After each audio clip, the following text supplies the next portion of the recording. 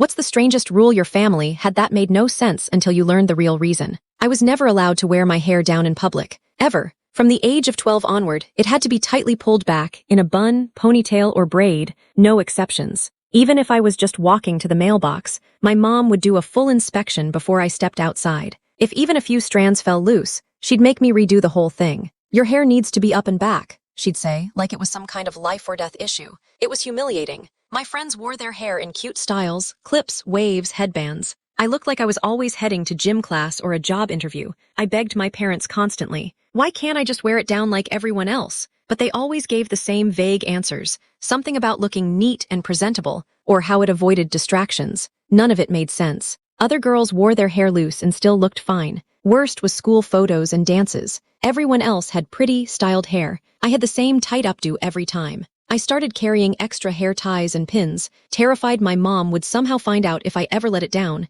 even for a second. Friends' parents thought it was overly strict. Some admired the discipline, others whispered about control issues. I just wanted to feel normal. College felt like escape. I wore my hair however I wanted. Down, messy, curled, no inspections, no tight buns, no rules. I figured I'd finally broken free of the weird hair obsession for good. Then junior year, I brought my roommate Jessica home for spring break. She thought the rule was strange but not that serious. At least your mom cares, she shrugged. Mine never taught me how to style my hair. On the first day, I kept my hair up out of habit. My parents looked pleased. Jessica even said I looked polished. But the next morning, everything changed. I was late for breakfast and came down with my hair still loose from sleeping. The moment my dad saw me, his face drained. He rushed me back upstairs, whispering, "Put your hair up right now." I rolled my eyes, thinking he was just being controlling again.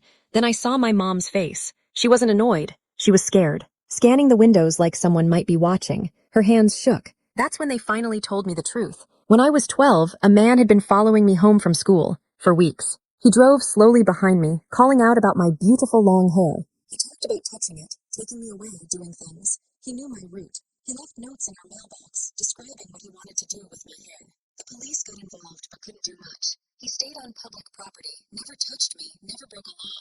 So they advised my parents, change my appearance, make me unrecognizable, get rid of whatever was drawing his attention. So they made the rule, hair up always. It altered my silhouette, made me blend in. It worked. He lost interest when he couldn't see what had drawn him in to begin with. He followed you for 3 months, my mom said, her voice shaking. Every day after school, that rule kept him from coming closer.